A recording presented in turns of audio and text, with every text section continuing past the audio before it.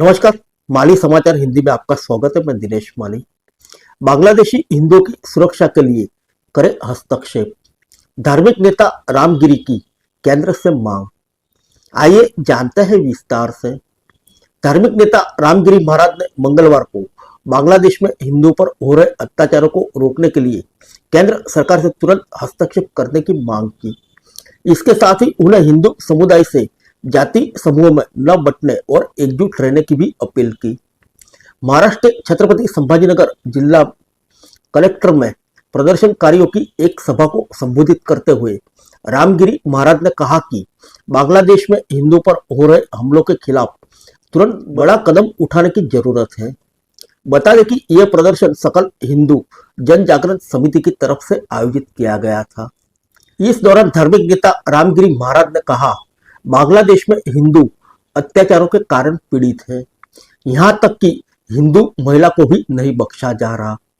मंदिर और बुद्ध विहारों में तोड़फोड़ की जा रही है। सनातन धर्म किसी भी समुदाय से नफरत नहीं करता। उन्होंने कहा कि कोविड-19 महामारी के दौरान इस्कॉन ने बांग्लादेश के लोगों को भोजन कराया, लेकिन अब वे संगठन के खिलाफ हो गए। आइए अत्याचार के मुद्दे पर क्या बोले रामगिरी महाराज। रामगिरी महाराज ने आगे कहा कि कुछ मतलबी लोग सड़कों पर उतर रहे हैं, भारतीय संविधान पर विश्वास करने का आह्वान कर रहे हैं। अगर ऐसा है तो सर तन से जुदा जैसे नारे क्यों लगाए जा रहे हैं। उन्होंने कहा कि हिंदुओं को जातियों में नहीं बांटा जाना चाहिए। सरकार को बांग्लादेश में अन्याय और अत्याचार करने वालों के खिलाफ सख्त कार्रवाई करनी चाहिए। अगर सरकार ऐसे फैसले नहीं ले सकती तो समुदाय को आगे जाने देना चाहिए।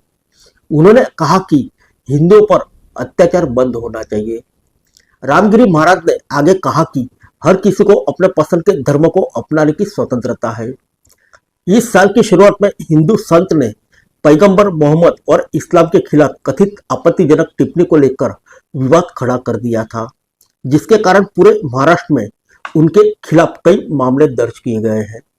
इस बीच मंगलवार को मराठा क्षेत्र के नांदेड़ और परभणी शहरों के और बीड जिले के कुछ गांव में बांग्लादेश की स्थिति को लेकर प्रदर्शन हुए। शिवसेना विधायक बालाजी कल्याणकर नांदेड़ में हिंदू संगठन की तरफ से आयोजित प्रदर्शन में शामिल हुए। बीड जिले का परली और परभणी शहर शांतिपूर्ण बंद रहा।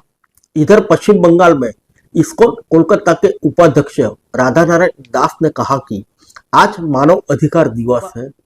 बांग्लादेश में मानव अधिकारों का उल्लंघन दुर्भाग्यपूर्ण है। हमें उम्मीद है कि संयुक्त राष्ट्र जगेगा और देखेगा कि बांग्लादेश में क्या हो रहा है। बहुत सारे चरमपंथी नरसंहार का खुला आह्वान कर रहे हैं। भारत सरकार प्रयास कर रही है। विक्रम मिश्री भी कल वहां गए थे, लेकिन बांग्लादेश सरकार ने ऐसे ही चरमपंथियों के खिलाफ कार्रवाई करनी होगी। आइए जानते हैं कि उच्च आयोग के सुरक्षा के इंतजाम के बारे में।